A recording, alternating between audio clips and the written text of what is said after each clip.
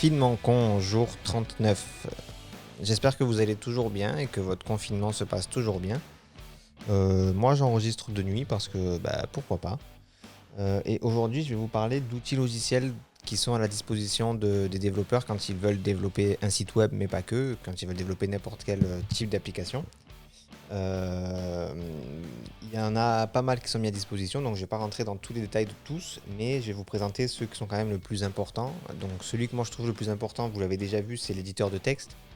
Moi, celui que j'utilise en ce moment, c'est Visual Studio Code, qui est développé par Microsoft, mais j'en ai utilisé pas mal d'autres avant. Ça dépend un peu des périodes, ça dépend un peu des modes aussi, puisque Visual Studio Code est à la mode en ce moment.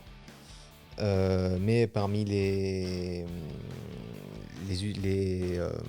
éditeurs que j'ai déjà utilisés, j'ai commencé comme beaucoup de monde par Notepad++, et ensuite j'ai utilisé InType, puis Sublime Text 2, puis Atom, et là aujourd'hui j'utilise Visual Studio Code.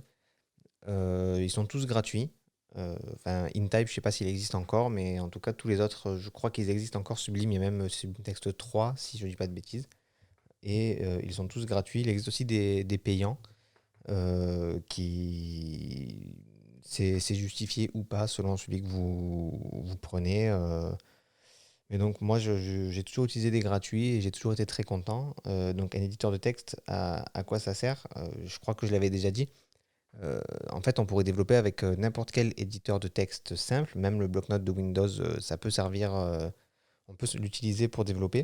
Mais on aime bien avoir un environnement qui nous aide à voir mieux, si j'ose dire.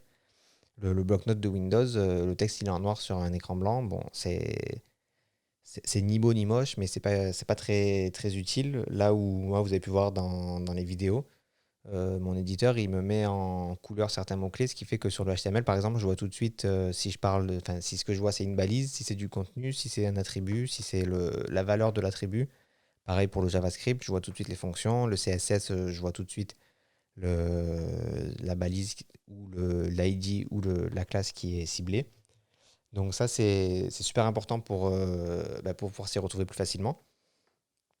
Voilà, c'est vraiment l'outil le plus important. Ensuite, il y a d'autres outils qu'on utilise, notamment moi j'utilise FileZilla comme logiciel FTP. Le FTP, c'est un protocole pour transférer des fichiers. Et donc du coup, pour envoyer mes fichiers sur le serveur, une fois que mon site est développé, j'utilise FileZilla. Ça me permet de tout envoyer d'un coup. Il y a rarement des problèmes avec et c'est plus pratique que d'envoyer ça via navigateur, parce que c'est possible aussi de l'envoyer vers navigateur ou directement en ligne de commande, parce qu'un troisième outil qu'on utiliserait beaucoup, c'est le terminal. Le terminal, c'est la console toute noire avec le texte en blanc, ou l'inverse, console toute blanche avec le texte en noir, c'est ce qu'utilisent les hackers dans les films. En fait, c'est pas si difficile que ça à utiliser. Dites-vous que le terminal, ça a été inventé parce que les premiers ordinateurs, ils étaient moins puissants que votre calculatrice. Et donc, du coup, afficher des images, c'était pas possible. Afficher plus de deux couleurs, c'était pas possible. Et du coup, tout se faisait par ligne de commande. On pouvait déjà, et on peut toujours, avec la ligne de commande, faire tout ce qu'on fait aujourd'hui.